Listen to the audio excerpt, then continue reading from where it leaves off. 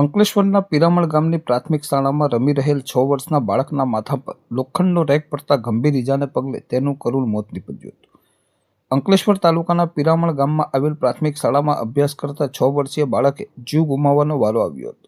પિરામણમાં રહેતા સુખદેવ વસાવા નામના વાલીનો 6 વર્ષીય પુત્ર હાર્દિક આજરોજ બપોરના સમયે શાળામાં મૂકવામાં આવેલ રમતગમતના સાધનો પર રમી રહ્યો હતો. આ દરમિયાન રમતગમત માટે બનાવાયેલ લોખંડનો રેક અચાનક જ ધરાશાયી થઈ હાર્દિકના માથા પર પડ્યો હતો, જેમાં બાળકને ગંભીર ઈજાઓ પહોંચી હતી. આ દ્રશ્ય જોતા શાળાના શિક્ષકો અને અન્ય વિદ્યાર્થીઓ એકઠા થઈ ગયા હતા. બાળકને તાત્કાલિક સારવાર અર્થે પ્રથમ પિરામણમાં જ આવેલ HMP હોસ્પિટલ અને ત્યાંથી વધુ સારવાર અર્થે જયાબેન મોદી હોસ્પિટલ ખાતે ખસેડવામાં આવ્યો હતો. જોકે તબીબોએ બાળકને મૃત જાહેર કર્યો હતો. બનાવની જાણ થતાની સાથે જ અંકલેશ્વર શહેર A ડિવિઝન પોલીસનો કાફલો પણ ઘટના સ્થળે દોડી આવ્યો હતો અને બનાવ સંદર્ભે અકસ્માત મોત અંગેની ફરિયાદ નોંધી વધુ તપાસ હાથ ધરી છે. શાળામાં રમી રહેલ બાળકોનું લોખંડનું રેક પડતા મોત નીપજ્યું હતું, ત્યારે શાળા સંચાલકોની બેદરકારી સામે આવી છે.